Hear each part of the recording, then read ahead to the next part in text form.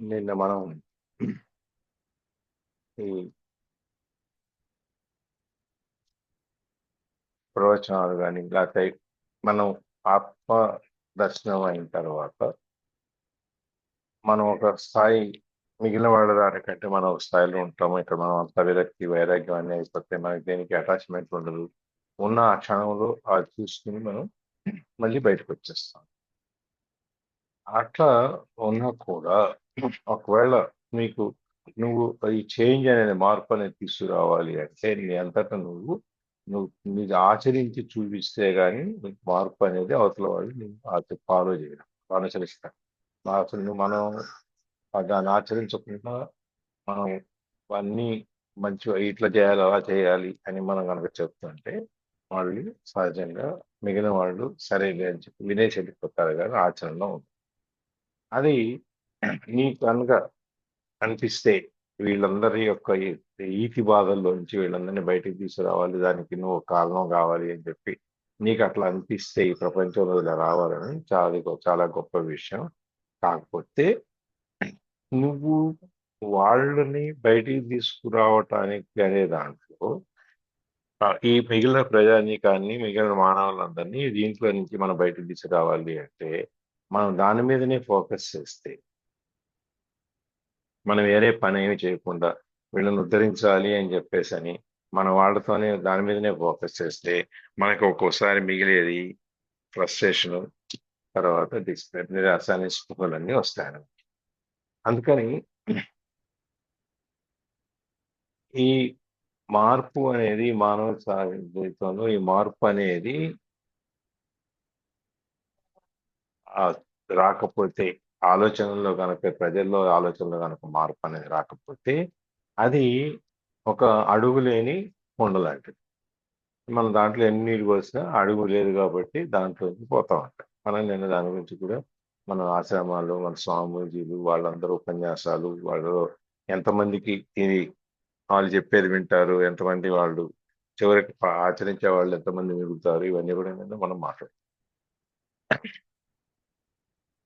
మనం ఇప్పుడు ఈ ఉమ్, మన ఈ ఆత్మదర్శనం కాని వాళ్ళకి లేకపోతే దీన్ని చేసుకోలేని వాళ్ళకి మనం వాళ్ళని వాళ్ళ మీద మనం దయదలిచో జాలిదలిచో లేకపోతే వాళ్ళ మీద మనం అయ్యో పాప వీళ్ళకి మనం సాయం చేద్దాం అనుకుంటే అది వన్ సైడ్ అవుద్ది. అవతల వాళ్ళు దాన్ని అందుకని మనం ఏం చేయాలంటే ఈ ఎంపతి, సింపతి, జాలి, దయ, కరుణ ఇవన్నీ ఏవైతే ఉన్నాయో వాళ్ళ కష్టాన్ని మనం అనుభవించడం మొదలుపెట్టి వెళ్తాము. లేకపోతే వాళ్ళ లేమితనాన్ని దాన్ని మనం బాగు చేయటానికో వాళ్ళు ఏదైనా ఒకటి వాళ్ళకి హెల్ప్ చేయాలి అనేటువంటి ఒక సహాయం చేయాలి అనేటువంటి ఒక కోరికని దాంతో పాటు మనం ఏం చేయాలి, ఈ ఎటర్నల్ నేచర్ అంటే ఈ మోక్షానికి కావాల్సినట్టు ఈ స్వభావం ఇవి ఏదైతే ఉందో ఈ అల్టిమేట్ ఇల్యూజన్ దీని యొక్క మాయ భ్రాంతి వీటన్నిటిలో నుంచి మనం బయటకు వచ్చేట్టుగా ఇవన్నీ రెండు బ్యాలెన్స్ చేసుకోవాలి. వాళ్ళ యొక్క కష్టాన్ని మనం అనుభవించటము ప్లస్ దాంతో పాటు మనకి జ్ఞానోదయం, మనం దీన్ని ఇంతవరకు చేయగలము, దీన్ని ఇంతకంటే చేయడానికి లేదు, మనకు కొన్ని హద్దులు ఉన్నాయి, దీంట్లో పరిమితులు ఉన్నాయి అని చెప్పి రెండింటినీ మనం సమానంగా చూసుకోగలగాలి. అప్పుడు అప్పుడే మనకి ఏమవుతుందంటే మనకు కావాల్సిన దాన్ని మన ఈ పీస్ అనేది, శాంతి అనేది, ప్రేమ అనేది మనం కావాల్సిన విధంగా దాన్ని ఏ ఏ లెవెల్లో మనం ఏ స్థాయిలో పనిచేసినా కానీ దాని యొక్క ప్రభావం కానీ ఏమి కారణం కానీ మన మీద పడదు. రెండు సమానంగా ఒకేసారి జరిగేటట్టుగా మనం చేయగలుగుతాం. రెండింటిని మనం బ్యాలెన్స్ చేయగలగాలి. ఒకే వైపు మనం కనుక మన ఆ, ఏకాగ్రతను లేకపోతే మొత్తం శక్తియుక్తులన్నీ మనకు వచ్చిన హయ్యర్ లెవెల్ ఆఫ్ థాట్ ఏదైతే ఉందో దాన్ని మనం ఒకవైపే కనుక ఫోకస్ చేస్తే మనకి పూర్తిగా మనం దాంట్లో నుంచి మనం బయటికి రాలేకపోతాం. అందుకని చెప్పి మనం రెండింటిని బ్యాలెన్స్ చేసుకొని చేయాలి. అమెరికా అరుణ్ గారు చదువుతారా?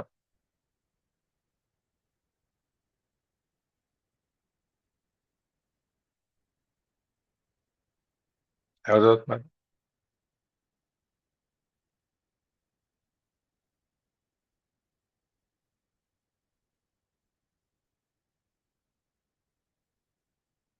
Hello,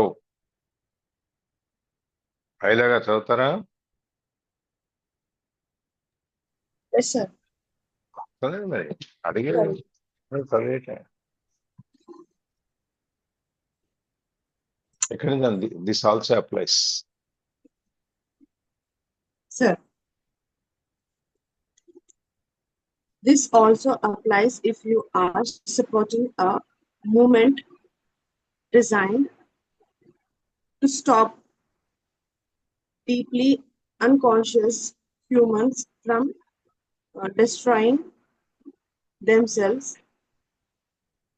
each other, and the planet, or from continuing to in, inflict inflict inflict dreadful suffering on other sen- sentient sentient beings. sentient beings.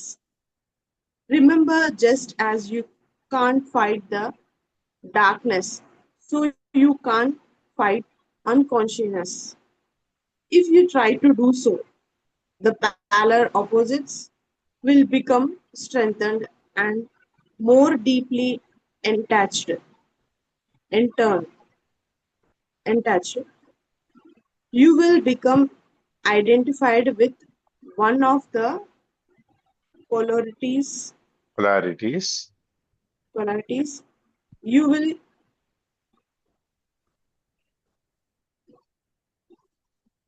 He will create you will create you will create an enemy and so be drawn into unconsciousness yourself. Raise awareness by disseminating information or at the most practice passive resistance, but make sure that you carry no resistance within, no hatred, no negative. Love your enemies and Jesus, which of course means have no enemies. Shall I continue, sir? నేను Okay. నేను ఈ meaning చూస్తున్నాను.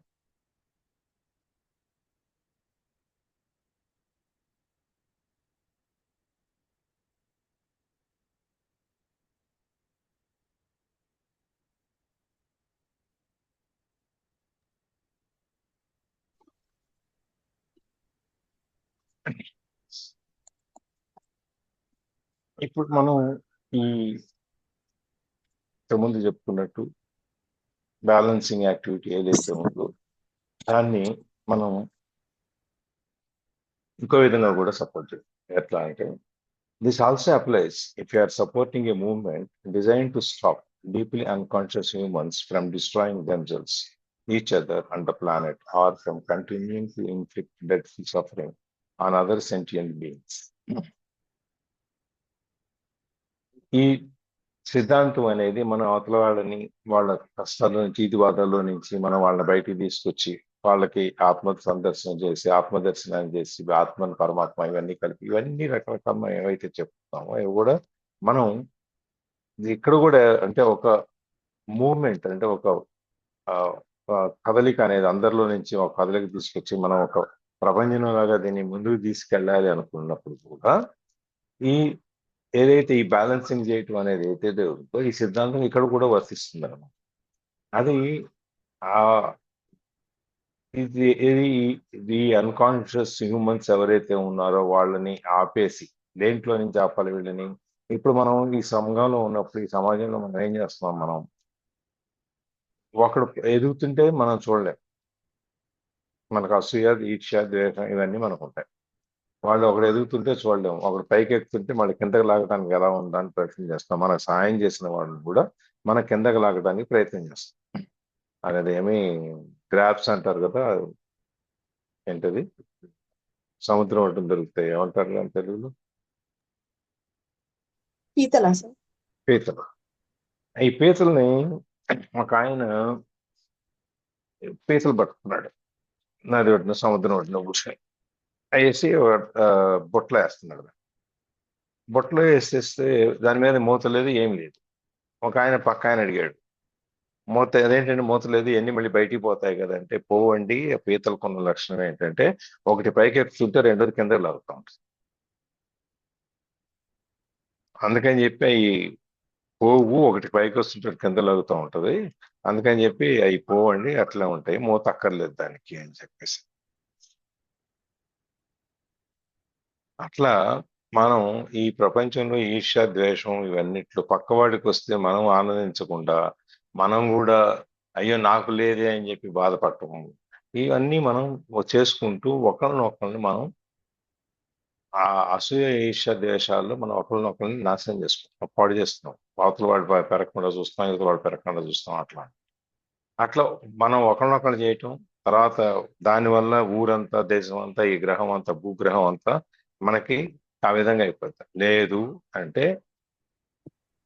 మన ఈ అమాయక జీవుల మీద సెంటిమెంట్లు పెట్టుకొని, ఉద్యోగాలతో పెట్టుకొని, ఇలాగే ఉండాలి అనేటువంటి సెంటిమెంట్లు ఉండే వాళ్ళ ప్రజల జీవులు అయితే ఉన్నారో వాళ్ళ మీద ఈ ప్రతాపం చూపిస్తాం మనం తీసుకెళ్ళి.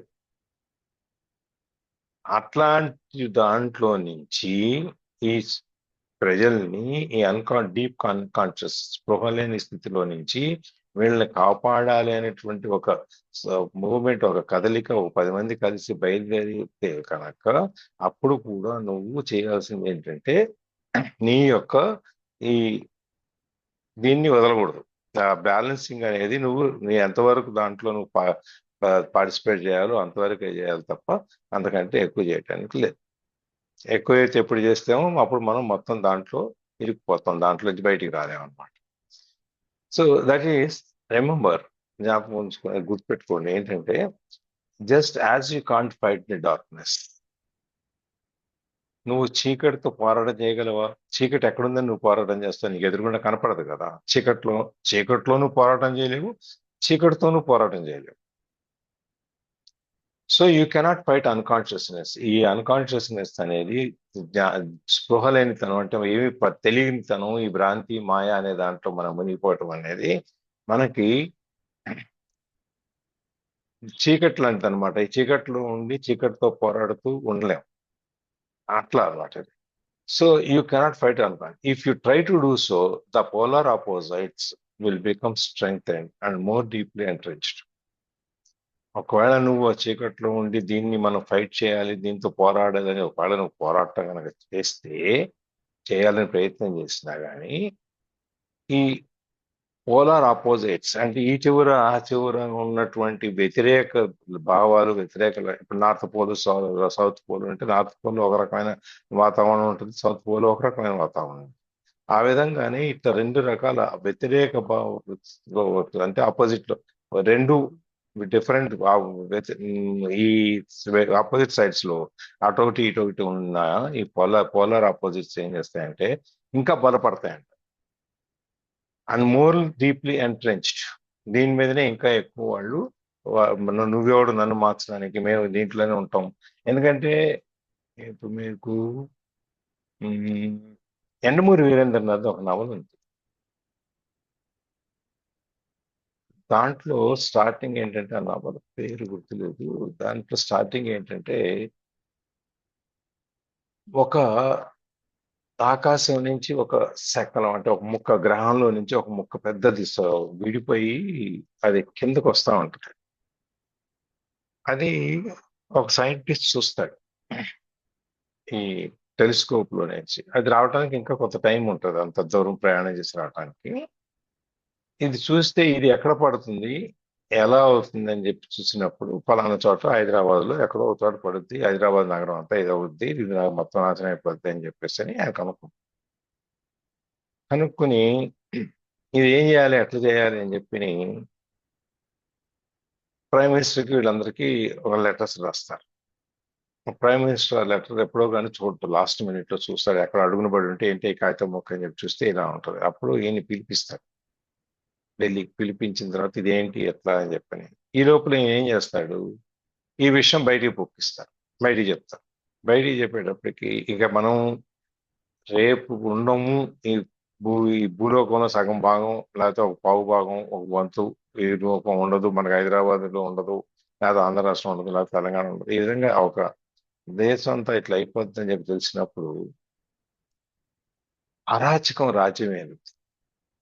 ప్రతివాడు నువ్వు ఇక నేను బతకను, నేను ఉండను అని తెలుసుకున్నప్పుడు దోచుకోవటము, మానభంగాలు, ఇవన్నీ మొత్తం అంతా అరాచకం, పూర్తి అరాచకం వస్తుంది అనమాట.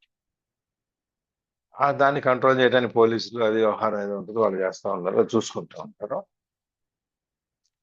ఈయన ప్రైమ్ మినిస్టర్ అక్కడ పిలుస్తాడు, పిలిచిన తర్వాత ఇది మా ఎట్లా చేయాలి, ఏం చేయాలి అని దాని గురించి మాట్లాడుకుంటారు. మాట్లాడుకున్నాక వీడు వరల్డ్ సైంటిస్ట్ అందరితో కూడా కలుస్తారు. వాళ్ళందరికీ ఈ విషయం ముందే తెలుసు. వాళ్ళందరూ కూడా దీన్ని ఎట్లా కాపాడద్దు, దీన్ని ఎట్లా మనం బాగు చేయాలి అని చెప్పి వాళ్ళు చూస్తూ ఉంటారు. అప్పుడు ఈయనకి అర్థం అవుతుంది, వీళ్ళందరికీ నాకంటే ముందే తెలుసు, వీళ్ళు ఎందుకు చెప్పలేదు అని. ఈ అరాచకం చూసిన తర్వాత అప్పుడు అర్థం అవుతుంది దీనికి. ఓహో, ఇది ఇట్లా జరుగుద్ది కాబట్టి వీళ్ళందరికీ తెలిసినా వీళ్ళు బయట పెట్టలేదు, దాన్ని నివారించడానికి ఏం చేయాలి అని చెప్పేసి అని వాళ్ళు ప్రయత్నం చేస్తున్నారు. కానీ మనం బయట పెట్టలేదు, మనం దీన్ని బయట పెడితే దీనికి ఇట్లా అరాచకం అయిపోయింది ఇక్కడ అని చెప్పేసి అని ఆ నవల స్టార్టింగే ఇట్లా అవుద్దన్నమాట. సో ఇక్కడ కూడా ఎప్పుడైతే ఈ అన్కాన్షియస్ హ్యూమన్స్ ఉన్నారో, మనకి ఈ భ్రాంతిలో బతికే జనం ఎప్పుడైతే ఉన్నారో, మనం ఈ చీకటితో పోరాటానికి కనుక మనం ప్రయత్నం చేస్తే ఏమవుతుందంటే ఈ వ్యతిరేక ధృవాలు ఏవైతే ఉన్నాయో, పోలార్ ఆపోజిట్స్, అవి బలపడతాయి. బలపడి ఇంకా లోపలికి వెళ్ళి, ఇంకా రూట్స్ లోపలికి వెళ్ళిపోయి దాన్ని తీర్చేయడానికి అవకాశం ఉంది, లేని స్థితికి వెళ్ళిపోతాం. He will become identified with one of the polarities. అప్పుడు నువ్వు న్యూట్రల్ గా ఉన్నవాడి, తటస్థ స్థితిలో ఉండి నువ్వు అసలు ఈ ప్రపంచంలో నుంచి వైరాగ్యం తీసుకొని ఏ సంబంధం లేనివాడి నువ్వేమవుతావు, ఇది నేర్పడానికి, ఈ చీకటితో పోరాటానికి నువ్వు పొట్టేసేటప్పుడు నువ్వు ఏదో ఒక ధ్రువంతో నువ్వు గుర్తింపబడతావు. అంటే ఇప్పుడు ఒక విధంగా చెప్పుకోవాలి అంటే, ఈ వ్యవస్థ మీద నచ్చక ఈ వ్యవస్థను మార్చాలి అని చెప్పి కొంతమంది ఆయుధాలు పట్టుకుని అడవుల్లో ఉండి ఈ వ్యవస్థను మార్చడానికి ఎంత ప్రయత్నం చేసి గత కొన్ని దశాబ్దాలుగా చేస్తున్నా కూడా ఈ వ్యవస్థ మారలేదు. కాకపోతే ఏమైంది, వీళ్ళు ఎవరైతే ఈ వ్యవస్థను మార్చడానికి ప్రయత్నం చేశారో వాళ్ళందరినీ ఒక ప్రత్యేకమైన ఒక తెగ కింద ఒక ఒక పక్కకి వాళ్ళని గుర్తింపు చేయడం జరిగింది. ఈ ఫలానా ఐడియాలజీ సిద్ధాంతాలు ఉన్న వాళ్ళు ఈ విధంగా చేస్తారు, వీళ్ళందరూ ఈ టైపు అని చెప్పి చెప్పడం జరిగింది. అట్లా మనం కూడా ఎప్పుడైతే ఈ ప్రయత్నాన్ని చేస్తామో అప్పుడు ఆటోమేటిక్గా మనం కూడా ఇంకొక పక్కన మన గుర్తింపు ఒక బయాసిడ్ అనమాట, ఒక స్టేజ్తో ఒకరితో మన గుర్తింపు అయిపోతుంది అనమాట. మనం తటస్థంగా ఉండాలని ఉండం, ఉన్నాం అని చెప్పి వాళ్ళు అంటారు. అది ఈ విల్ క్రియేట్ అన్ ఎనిమీ. నువ్వు ఎప్పుడైతే నువ్వు ఒక వ్యవస్థతో ఒకవైపు నిన్ను గుర్తింపడం జరిగిందో అప్పుడు నువ్వేమవుతుంది, యువతలో ఉన్నవాడు నీకు శత్రువు అవుతాడు, రెండో వైపు ఉన్నవాడు. ఈ వ్యతిరేక ధృవాల్లో ఉన్నప్పుడు నువ్వు సౌత్ పోలార్ లో ఉన్నప్పుడు నార్త్ పోలార్ వాడు నీకు ఉత్తర ధ్రువంలో ఉండేవాడు, దక్షిణ ధ్రువంలో ఉండేవాడు ఎనిమీస్, శత్రువులు అవుతారు.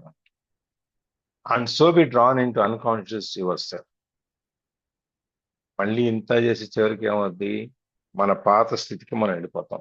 మన స్పృహ లేని స్థితికి మనం ఇది కనుక్కొని ఆత్మ ప్రదర్శన లేని పొందని స్థితి ఏదైతే ఉందో అప్పట్లో మనం దాంట్లోకి వెళ్ళి raise awareness by disseminating information or at the most practice passive resistance. Raise awareness by disseminating information. మనకి ఇప్పుడు ఇన్ఫర్మేషన్ వస్తూ ఉంటుంది, ఎవరెవరు ఏం చేస్తున్నారు, లేకపోతే ఈ పర్టికులర్ ఊర్లోనో, ఈ పర్టికులర్ సమాజంలోనో, ఈ సొసైటీలోనో, ఈ సంఘంలోనో, ఈ గ్రూప్లోనో ఎవరేం చేస్తున్నారు, దాని నుంచి ఇక్కడ ఎవరు చేస్తున్నారు, అట్లా మనకి రకరకాల ప్రదేశాల నుంచి మనకి సమాచారం అనేది వస్తూ ఉంటుంది. వచ్చినప్పుడు నువ్వు దాన్ని విడగొట్టి ఆ సమాచారాన్ని నువ్వు అనలైజ్ చేసి దాన్ని ఏముందని చెప్పి చూసి దాంట్లో నుంచి నీ అవేర్నెస్, నీ అవగాహన అనేది ఏదైతే ఉందో దాన్ని పెంచుకోవటం. ఇప్పుడు ఓహో, ఈ మూల ఇక్కడ ఇలా జరుగుతోంది ఇక్కడ మనకు వచ్చిన ఇన్ఫర్మేషన్ ఇది, కాబట్టి మనం ఇక్కడ జాగ్రత్తగా ఉండాలి, లేకపోతే దీంట్లో నుంచి మనం వాళ్ళని బయటికి తీసుకురావాలి, లేకపోతే ఇక్కడ దీన్ని పెరగనీయకూడదు అని ఆ సందర్భాన్ని బట్టి మనకు వచ్చే సమాచారాన్ని బట్టి అక్కడ ఎలాంటి నిర్ణయం తీసుకోవాలి అనేది అక్కడ ఆధారపడి ఉంటుంది. అక్కడ అట్లీస్ట్ నువ్వు దాన్ని ఆ అవగాహనని నువ్వు గనక పెంచలేకపోతే, లేకపోతే దాంట్లో అక్కడ నువ్వు గమనించలేకపోతే, అట్లీస్ట్ ఏంటంటే నువ్వు at the most practice passive resistance.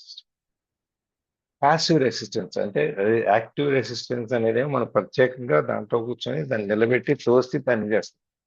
Passive resistance అంటే మనం ఆ యాక్టివ్గా ఏం చేయము, అది దాని పాటికి అది వస్తుంటుంది, మనం దాన్ని స్వీకరించాం, ఇట్లాగే కూర్చుంటాం మౌనంగా, మన దాన్ని రానియకుండా ప్యాసివ్గా. అంటే దాని పాటికి అది జరుగుతూ ఉంటుంది, దాంట్లో మన ప్రమేయం ఏమి ఉండదు.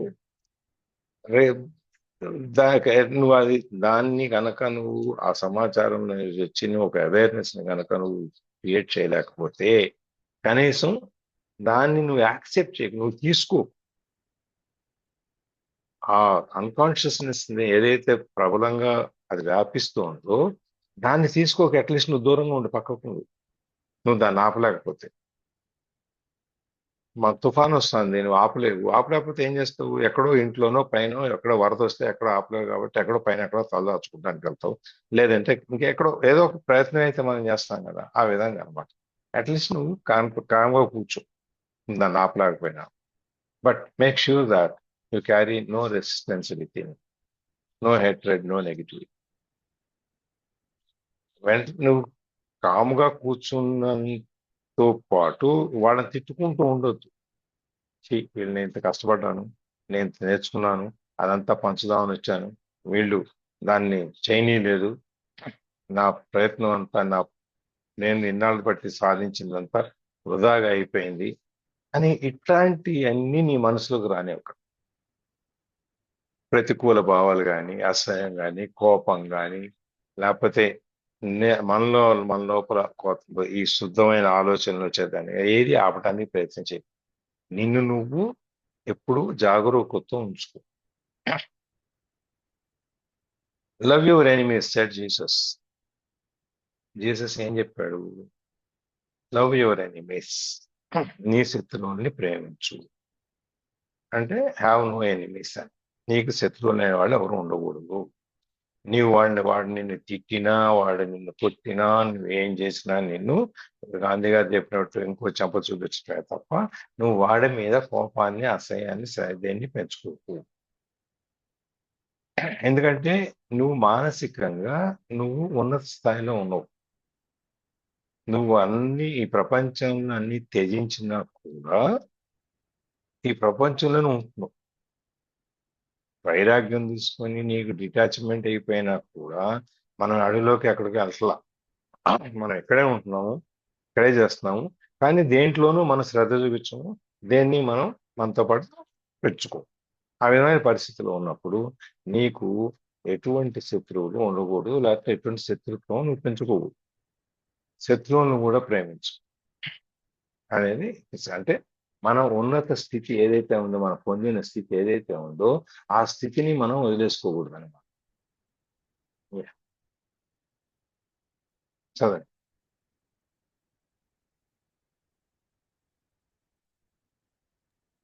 Yes, sir. చదవండి.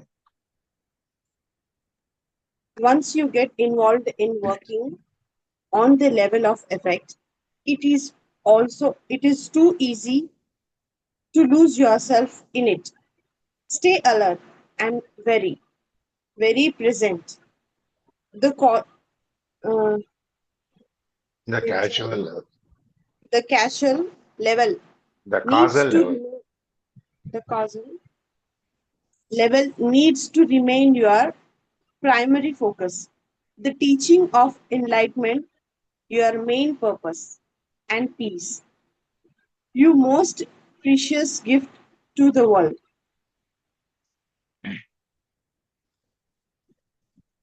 Once you get involved in working on the level of effect, ఒకసారి గనక నువ్వు దీంట్లో ఈ వీళ్ళందరినీ పైకి తీసుకురావాలి, వీళ్ళందరికీ మనం నేర్పాలి, ఈ ఎన్లైటన్మెంట్ అనేది జ్ఞానాన్ని తను పంచాలి అనేటువంటి దాంట్లో గనక నువ్వు ఒకసారి ఇన్వాల్వ్ అయితే, దాంట్లో గనక నువ్వు కలిసిపోతే, దాన్ని మొదలు పెడితే ఆ లెవెల్ ఆఫ్ ఎఫెక్ట్ అంటే ఆ ప్రభావం ఎంతవరకు చూపిస్తుంది, ఎక్కడ దాకా చూపించాలి అనే దాంట్లో గనక నువ్వు ఇన్వాల్వ్ అయి ఉన్నట్టయితే, it is also two easy to lose your self in it. ఎప్పుడైతే నువ్వు దాంట్లో పూర్తిగా మునిగిపోతావో అప్పుడు నిన్ను నువ్వు పోగొట్టుకుంటావు. దాంట్లో ఆ ప్రభావంలో నిన్ను నువ్వు పోగొట్టుకుంటావు. నువ్వు అనేది అనుకుంటు మళ్ళీ ఏమి ఉండదు. ఇప్పుడు దాకా నేను అనేది ఏంటి అనేది తెలుసుకున్న దాంట్లో నుంచి నువ్వు దీంట్లో కనుక పూర్తిగా మునిగిపోతే తర్వాత నువ్వు అంటూ ఏమి ఉండదు. ఆ ప్రభావంలో మనం కూడా మిగిలిన వాళ్ళతో పాటు ఒకటి అయిపోతాం. ఇప్పుడు మన చుట్టూ ఆ, మీరు ఒక భాష నేర్చుకోవాలనుకోండి. సపోజ్ నేను చెప్తాను ఎట్లా అంటే, మా హిందీ నేర్చుకోవాలి, మాకు హిందీ వచ్చేది కాదు కాబట్టి. నేను చదువుకునేటప్పుడు హిందీ అంత ఉండేది కాదు, వచ్చేది కాదు. హిందీ ఎప్పుడు వచ్చింది మాకు? నేను నాగపూర్ చదువుకోవడానికి వెళ్ళినప్పుడు వచ్చింది. ఎందుకంటే నా చుట్టూ ఉన్నోళ్ళంతా హిందీ మాట్లాడేవాడు.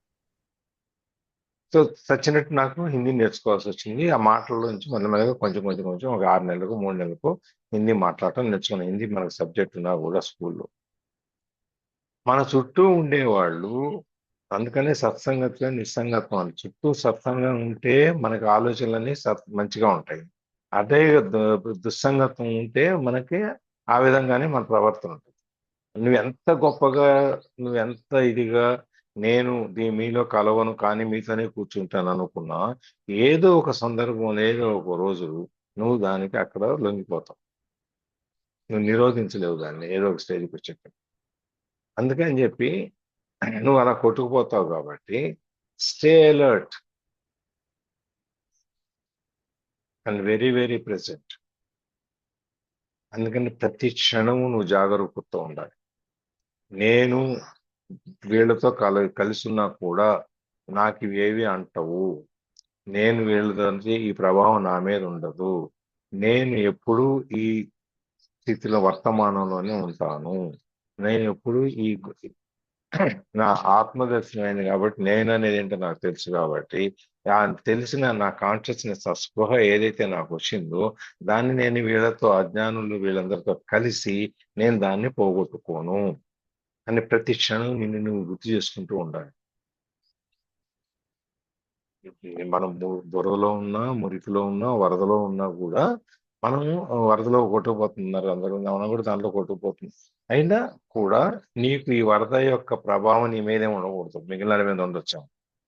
ఎందుకంటే నువ్వు ఆ స్థితిని దాటి పైకి వచ్చు కాబట్టి నీవు ఆ ప్రభావం నీ మీద ఉండకూడదు. సో ఎప్పుడు నువ్వు ఆ జాగరూకతతో, నువ్వు ఎప్పుడు నేను నాకు అనేది నాకు తెలిసిందే, నేనేంటో నాకు తెలుసు, నేను ఎవరో నాకు తెలుసు అనే దాన్ని మాత్రం వదలకూడదు. The Kajal level needs to remain your primary focus.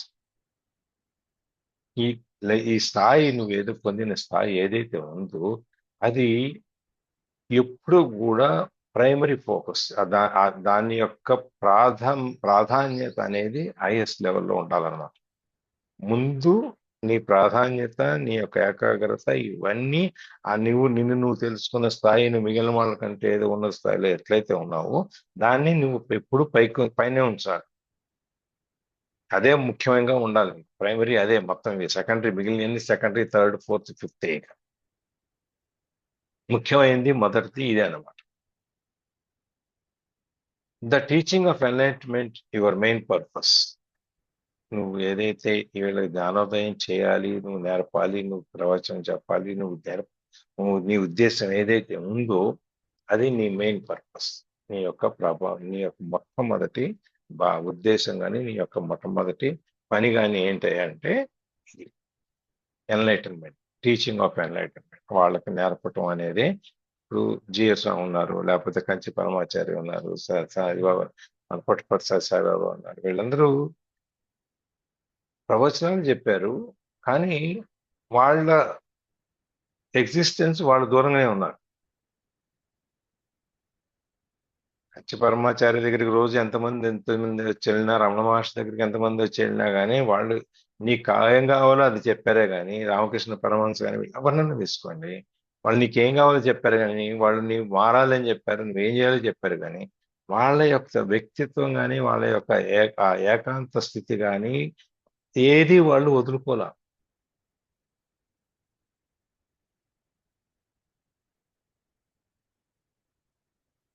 వాళ్ళు ప్రతిదీను వాళ్ళ స్థితిలో వాళ్ళ స్థాయిలో వాళ్ళు ఉంటూ మనకి నేర్పే ప్రయత్నం చేశారు. గణపతి సత్యనారాయణ స్వామి కానీ ఇట్ టేక్ ఎనీబడి.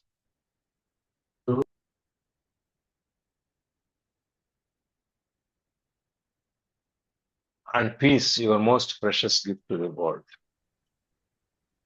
శాంతి. ఇప్పుడున్న పరిస్థితుల్లో మనకి ప్రపంచంలో శాంతి అనేది చాలా ముఖ్యమైనది. అది ఒక ప్రెషస్ గిఫ్ట్, అంటే ఒక అత్యున్నతమైన ఒక కానుక మన ప్రపంచానికి ఇచ్చింది. ఈ శాంతి తత్వం అనేది, శాంతి సందేశాన్ని మనం ప్రపంచానికి ఇచ్చేది ఒక అద్భుతమైనటువంటి, ఒక అపురూపమైనటువంటి ఒక గిఫ్ట్. మనం ఈ ప్రపంచానికి ఇచ్చేది ఒక అపురూపమైన కానుక. అంటే శాంతంగా ఉండటం, ప్రశాంతత ఉండటం అనేది చాలా ముఖ్యము. ఎక్కడ ఏమి మనము దీనిలో నుంచి ఏది చేయకూడదు, చెడు జరిగేది కానీ అవతల వాళ్ళని ఇబ్బంది పెట్టేవి కానీ మనం ఏవి చేయకూడదు అని చెప్పినమాట. సో ఇక్కడ మనం ఇక్కడ అయిపోయింది. ఎస్, లాస్ట్ చాప్టర్ ఇది. అందుకని మనము ఎక్కడున్నా, ఎదులో కలిసి ఉన్నా, ఏం చేసినా కూడా మనం ఏదైతే పొందామో దాన్ని పోగొట్టుకోకుండా దాన్ని నిలబెట్టుకుంటూ మనం అవతల వాళ్ళని మనము పైకి తీసుకొచ్చే ప్రయత్నం మనం చేయాలి. అది మన యొక్క ప్రాథమికమైన ధర్మం. దాన్ని మనం మర్చిపోకూడదు అనేది ఇక్కడ. అప్పుడు మనం ఈ డిఫరెంట్ ఆర్డర్ ఆఫ్ సొసైటీ ఏదైతే ఉందో దాన్ని క్రియేట్ చేయగలుగుతాము అని చెప్పి, ఒక వేరే ప్రపంచాన్ని మనం సృష్టించగలుగుతాము ఎప్పుడైతే మనం వీళ్ళందరిలో ఈ ఎన్లైటన్మెంట్ అనేది మనం తీసుకురాగలుగుతాము అని. దానికి మన ప్రయత్నం నిరంతరంగా ఉండాలి. ఆ ప్రయత్నంలో మనం దాంట్లో కలిసిపోకూడదు. మన మన యొక్క ప్రత్యేకతను మనం నిలబెట్టుకుంటూ మనం వాళ్ళకి, బాబు ఎన్లైటన్మెంట్ ఉంది, మీరు ఇట్లా బాగుపడాలి, మీరు చేయాలి, అది ఇది అని చెప్పి మనం వాళ్ళకి చెప్తూ ఉండాలి. ఇప్పుడు దాకా చూసింది ఇది. ఎవరైనా దీంట్లో షేరింగ్, ఎవరైనా మ్యాటర్ని వచ్చారు, మ్యాటర్ని వెల్కమ్ చేద్దాం. ఇక్కడనే వచ్చిందా సార్? వెల్కమ్ మ్యాటర్న్ వచ్చింది సార్. ఇందాక లేదు. రమేష్ గారు వాళ్ళ ఆవిడ, రమేష్ గారు రమేష్ జాయిన్ గారు అయ్యారు వాళ్ళు కదా. వచ్చారు. అవును అవును, రమేష్ గారు వెళ్ళిపోయారు, సుకన్య వెళ్ళిపోయింది. ఓకే, ఇంకెవరో ఇద్దరు ముగ్గురు వచ్చారు, వెళ్ళిపోయారు. దీంట్లో ఇప్పుడు దాకా మనం చేసిన దాంట్లో ఎవరైనా ఏమైనా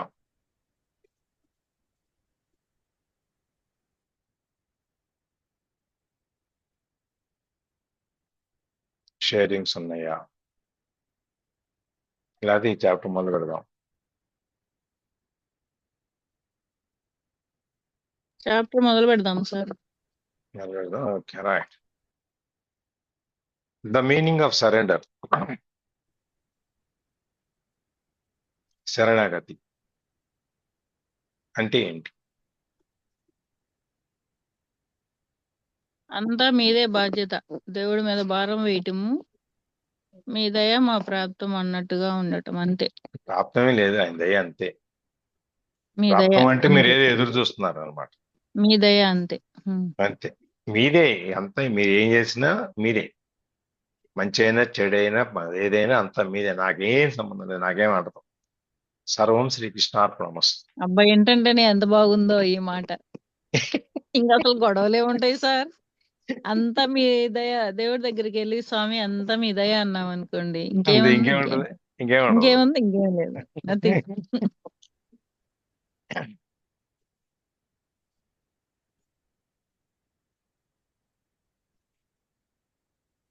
శరణాగతి అంటే ఏం చెప్పండి?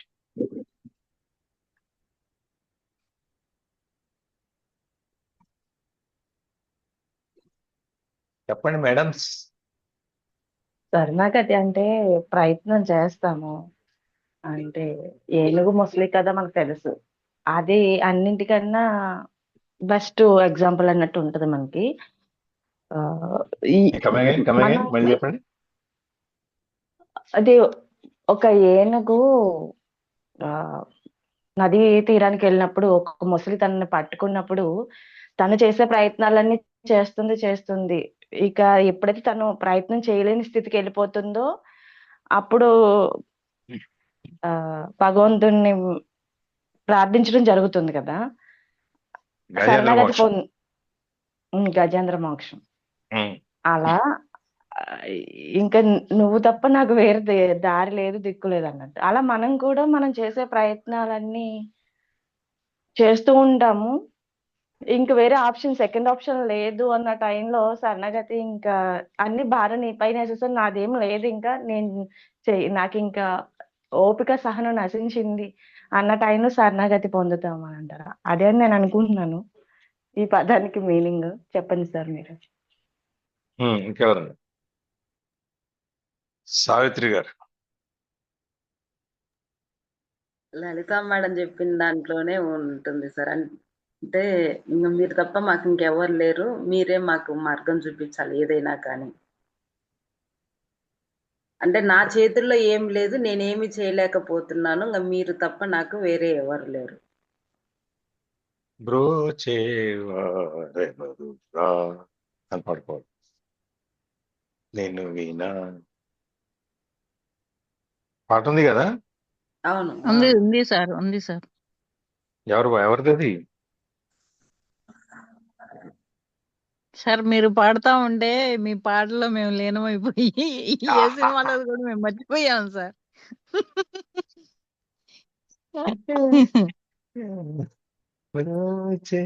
రామదాస్ సార్ అండి. భవానీ గారు చెప్పారు సార్. నేను వినా రఘువర చేవరెవరురా అని పాడుకోవటం రామదాస్ గారు పాడి.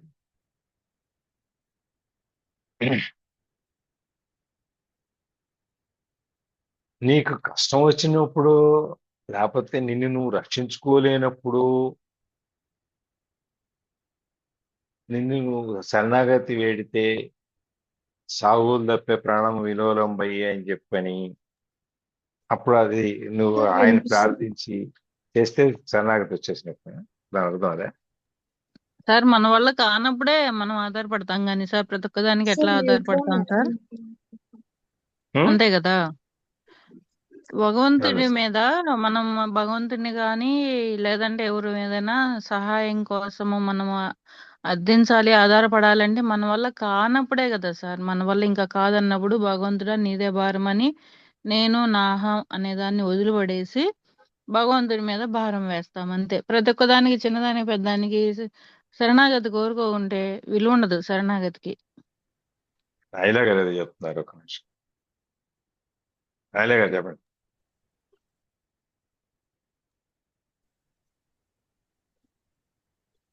సార్ లేదు సార్, నేను మ్యూట్ చేశాను. కంటిన్యూ. ఇంకా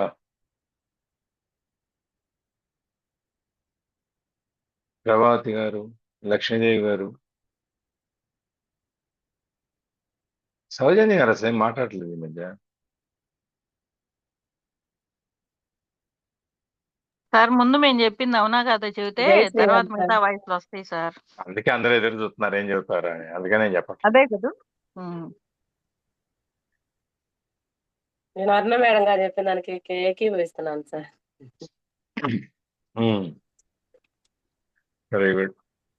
సుఖమైన పని. అంతేగా అంతేగా. అదే వాస్తవం సార్. మన వల్ల అయినంత వరకు ప్రయత్నిస్తాము. మన వల్ల కానప్పుడే కదా మనం భగవంతుణ్ణి కోరుకునేది ఏ విషయంలో అయినా. Thank you sir.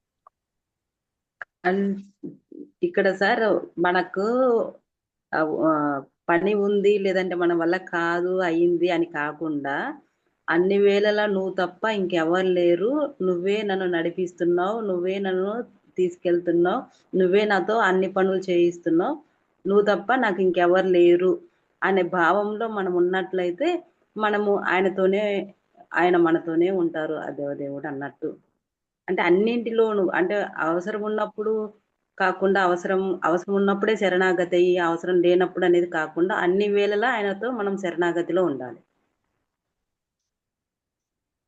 సర్వం శ్రీకృష్ణార్పణమస్తు అంటే దాని అర్థం ఏంటి? ఇంకా అంతా ఆయనే అని. అంతా నీదే. నేను ఏం చేస్తున్నా ఏం చేసినా నువ్వే చేస్తున్నావు నాతో. దీని ఫలితం ఏదైనా నీదే. నాకు నాకేం సంబంధం లేదు. ఇందాక కరణ్ గారు ఆ మాట అంటే ఏమన్నారు మీరు? అబ్బా ఎంత వింటుంటే ఎంత బాగుందండి అన్నారు. మళ్ళీనేమో ఆ లలిత ఇట్లా చెప్పిందని మీరు లలిత పక్షానికి వెళ్ళిపోతారా? సార్ నేను ఎవరి పక్షానికి వెళ్ళలేదు సార్. నేను ఒకళ్ళ పక్షాన్ని నేను ఎప్పుడు ఉండను. అదే మరి. ఇప్పుడు మీరు ఉమ్. ఆ కష్టం వచ్చినప్పుడు మనం ప్రార్థించితే మనకు శరణాగతి వేడాలి అప్పుడు వస్తుంటే మీరు కూడా అదే అన్నారు.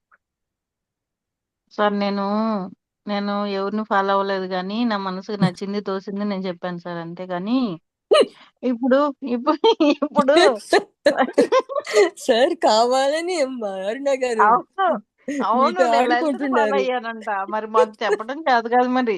ఉమ్. మీరు అవునా కదా చెప్పమని చెప్పలేదు, కానీ వాళ్ళని ఫాలో అయ్యారు వీళ్ళు ఫాలో అయ్యారని చెప్తారు సార్. మరి మనకి ఇప్పుడు ఫస్ట్ నుండి కూడా సర్వం శ్రీకృష్ణార్పణం అని చెబితే తప్పితే మనకు ఆ మాట తెలీదు సార్. ఇప్పుడు కష్టం వస్తేనే కదా సార్ భగవంతుడు మనకు గుర్తొచ్చేది.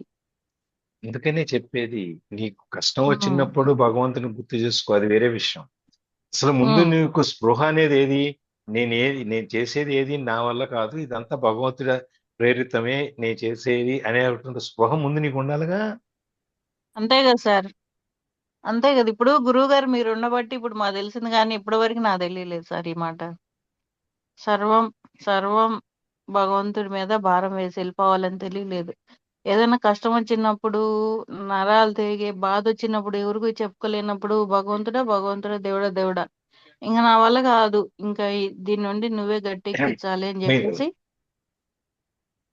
భారం దేవుడి కష్టం మీద వేస్తాం వచ్చి సార్. మనం చేసే ప్రతి పని నేనైతే కూడా, అంతే సార్, కష్టం వచ్చినప్పుడే భగవంతుడు అంతే. అదే మనం చేసే ప్రతి పని కూడా దైవ ప్రేరితమే. అందుకని చెప్పి ఇది ఏం చేసినా నేను నీదే అని చెప్పి కృష్ణార్పణమస్తు అని వేస్తాం, అయిపోయింది.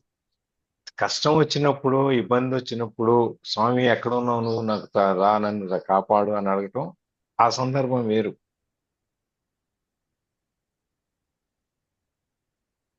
సార్ మనలో ఇప్పుడు మన మాట ఉమ్, భగవంతుణ్ణి కష్టం వచ్చినప్పుడు మనం తలుసుకుంటామే గాని సార్, సుఖం అంత ఉన్నప్పుడు అంతా మనలోనే నాదే అనుకుంటాం కదా. అంత మనలోనే ఉంటది కదా సార్. మన వల్ల అవును, కానప్పుడే అప్పుడు భగవంతుణ్ణి మనం స్మరిస్తాం.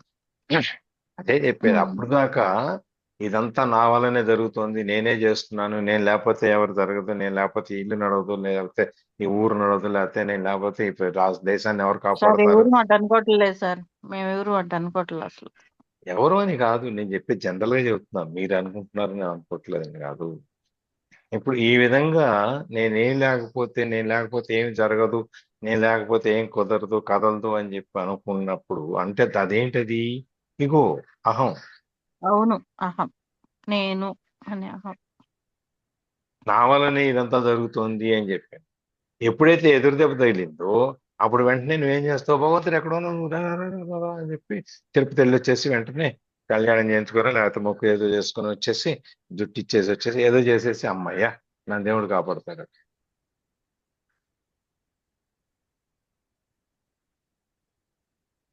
ఇదే కదా మనం చేసే శరణాగతి.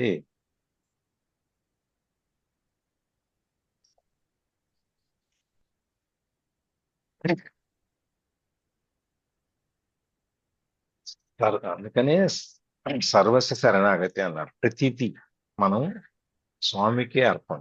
మనం ఏం చేసినా, ఇక్కడ నేను మాట్లాడినా, నేను కూర్చున్నా, నేను తగ్గినా, ఏది చేసినా స్వామి ప్రేరేపణ, దానివల్ల జరిగింది. self-surrender సరే, to the wherein the devotee lays down his body, mind, heart, and soul at the lotus feet of the divine master. Sadnagati. దీంట్లో డిక్షనరీయా? మళ్ళీ చదవండి, మళ్ళీ చదవండి. Saranagati is total self-surrender, wherein the devotee lays down his ఒక్క నిమిషం body, ఒక్క శరణాగతి is total surrender, wherein the పూర్తిగా అర్పించుకోవటం. devotee lays down um, his body, mind, heart, and soul at the lotus feet of the Divine Master. ఆ మహాదేవుడి పాద పద్మాల దగ్గర నీ శరీరము, మనసు, మెదడు, హృదయము ఇవన్నీ గనక ఆయన పాదాల దగ్గర సమర్పించితే అది శరణాగతి. అంతేనా? And అంతే this సార్. సరే, మేడం చదివిందండి అర్థం. అంతే కదా సార్ శరణాగతి. అవునా కదా చెప్పండి సార్, మాకు అసలే హార్ట్ వీక్. లేదు ఇందులో అవును కాదు ఏం ఉండదు. మీరు ఒకటి గుర్తుపెట్టుకోండి, ఎప్పుడు కూడా దేనికి కూడా నిర్దిష్టమైనటువంటి సమాధానం ఏది ఉండదు. ఆ పరిస్థితులను బట్టి, వాళ్ళ యొక్క వ్యక్తులను బట్టి, అక్కడ దీన్ని బట్టి ఆ అర్థం మారొచ్చేమో కానీ భావం మారదు. శరణాగతి అంటే సింపుల్, నువ్వు అహాన్ని వదిలేసి, ఇదంతా నా వల్లనే జరుగుతుంది, నేనే చేస్తున్నాను అనేటువంటి అహాన్ని నువ్వు వదిలేసి, ఎప్పుడైతే ఇది భగవదర్పితము, భగవత్ ప్రేరణము అని చెప్పి నువ్వు తలుచుకుంటావో, నువ్వు దాన్ని ఎప్పుడైతే నువ్వు దాన్ని అభ్యసిస్తావో ఆటోమేటిక్గా అది శరణాగతి. అవతల వ్యక్తి మీద శరణాగతి అంటే భగవంతుడికే మనం శరణాగతి అని కాదు. నువ్వు అవతల ఉన్న నీ వ్యక్తి మీద నీకున్న విశ్వాసము, నమ్మకం ఏదైతే ఉందో, ఆ ఒక వ్యక్తిని మనం విశ్వాసం, నమ్మకం ఇవన్నీ ఉంచినప్పుడు మనం అక్కడ కూడా శరణాగతి చేయకపోతాం.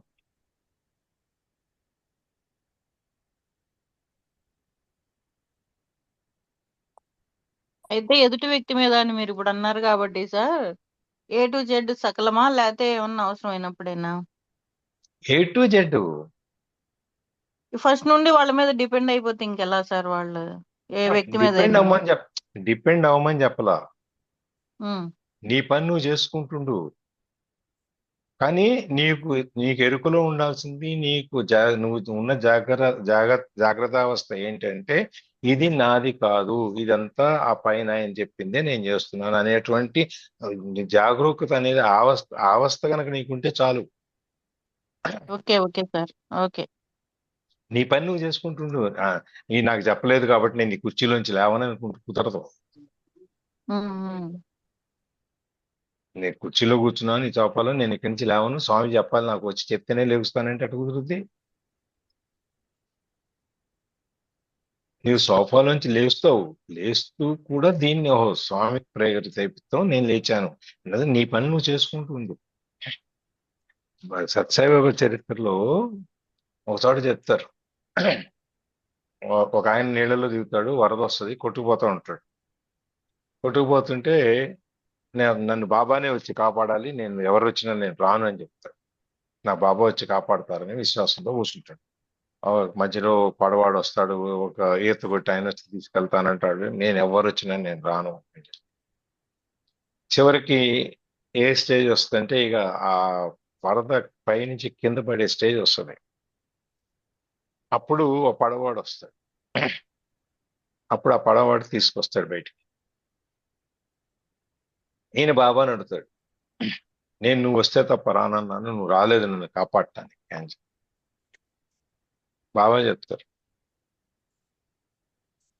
నేను వచ్చాను ఈత కొట్టేవాళ్ళలాగా నీ దగ్గరికి, నేను రమ్మన్నాను నువ్వు రాలేదు, మళ్ళీ చిన్న పడవ వేసుకొని వచ్చాను, మళ్ళీ రమ్మన్నాను రాలేదు, ఇప్పుడు నీ ప్రాణాపాయం వచ్చి నువ్వు మునిగిపోతావు అనుకున్న స్టేజ్లో మళ్ళీ వచ్చాను, ఇప్పుడు మునిగిపోతావు అన్న స్టేజ్లో ఇక నా స్వామి వస్తారో రారో ఎందుకు వచ్చిందిలే, నువ్వు బతకాలి అని చెప్పి అనుకుని వచ్చావు బయటికి. నేను ఏ రూపంలోనే రావాలి, ఏ రూపంలోనే వచ్చి నిన్ను కాపాడాలనుకున్నావు కాదు, ఇది నేను ఏ రూపంలో అయినా ఏ విధంగా అయినా రావచ్చు, వచ్చిన ప్రతి రూపం నాది. అంతేగాని రాముల వారు రావాలంటే రాముల వారిని ఒక ఆకారంతో మనం మన మనసులో ప్రతిష్ఠించుకున్న ఒక రకంగా రాముల వారు అంటే ఇట్లుంటారు అని చెప్పని, ఆ ఆకారంలోనే రావాలనేం లేదు రాముల వారు.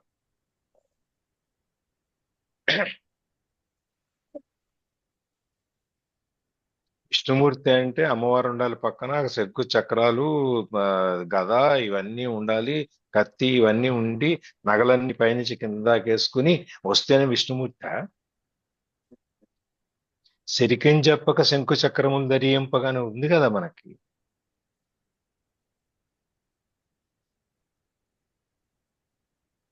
అవును. ప్రాణము విలోలం బయ్య అని చెప్పి ఆయన గజేంద్ర మోక్షంలో గజేంద్రుడు ఇక నా వల్ల కాదు, నేను పోరాడాను, ఇక నేను వచ్చి నువ్వే కాపాడాలి అని భక్తుడు ఆర్తనాదం చేస్తే, ఆర్తితో పిలిస్తే ఆయన అమ్మవారికి చెప్పకుండా చెక్కు చక్రాలు గదలు ఏం వేసుకోకుండా పైన ఉత్తరం వేసుకోకుండా పంచజారిపోతున్నా కూడా అలాగే పరిగెత్తాడు ఆయన.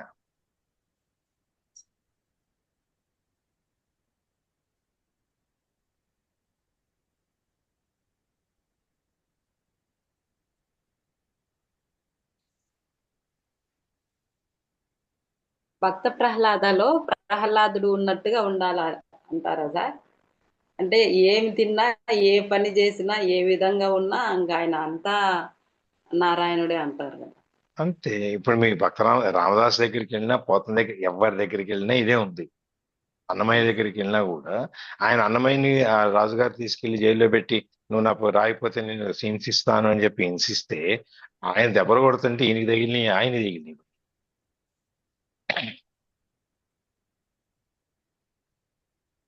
మరి ఆయన దగ్గరికి పాచికలాడటానికి వెళ్ళాలా?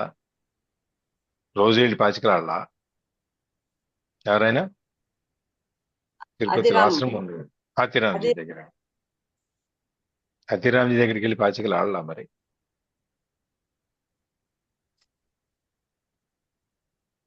ఇవన్నీ నువ్వు మనస్ఫూర్తిగా నువ్వు విశ్వాసంతో నువ్వు కొలిచినప్పుడు ఇదంతా నాదేం లేదు అని నీ అహాన్ని వదిలేసి నువ్వు పూర్తిగా ఒక నీ నీ ప్రమేయం ఏమీ లేకుండానే అన్ని జరుగుతున్నాయి, ఇదంతా భగవద్ ప్రేరణ, భగవద్ అర్పణం, నాదేం లేదు అనుకుని నువ్వు చేసినప్పుడు నువ్వు శరణాగతిని పొందుతావు.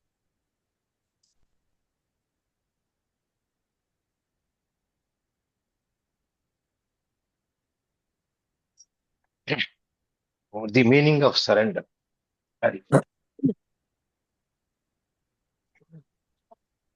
చూడండి చిన్న చెప్తాం, మొన్న మనం చదివాం ఇది. మళ్ళీ చెప్పండి. Sandagati in the Bhagavad Gita is the ultimate spiritual path, culminating in Lord Krishna's invitation to abandon all other duties and surrender exclusively to Him for liberation from all sins and fear. మరోసారి కొంచెం గట్టిగా. Sandagati in the Bhagavad Gita is the ultimate spiritual path, culminating in Lord Krishna's invitation to abandon all other duties and surrender exclusively to Him for liberation from all sins and fear. అదే కదా ఇందాక మనం ఇప్పుడు చెప్పిన ఎక్కడ చెప్పినా కూడా, గీతలో చెప్పినా ఎవరు చెప్పినా, నువ్వు ఇవన్నీ వదిలేసి నువ్వు భగవంతుడి మీద నమ్మకం ఉంచి విముక్తి, లిబరేషన్ అంటే అదే కదా, స్వతంత్రం, విముక్తి పొందేదాన్ని మనం శరణాగతి అంటారు. ఎప్పుడు శరణాగతి ఎప్పుడైతే నువ్వు అంతా నీదే అని చెప్పి నువ్వు చేస్తావు, నీది కాదు అది ఏది నాది కాదు అనుకుంటావు, అప్పుడు అన్నీ నీకు ఆటోమేటిక్ గా ఆయన తీసుకుంది అన్ని. ఈ universe will take care of you.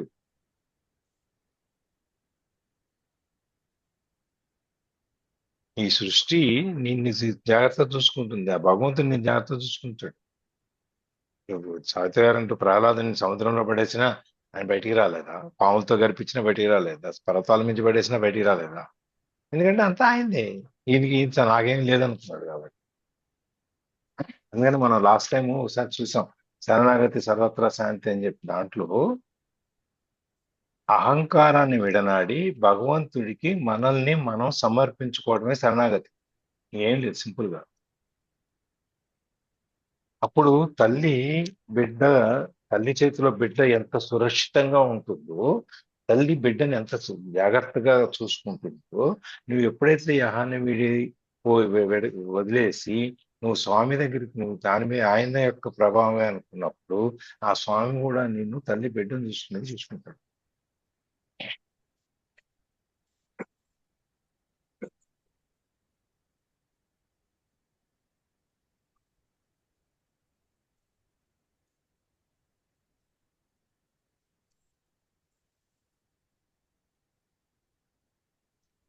ఇంకేమైనా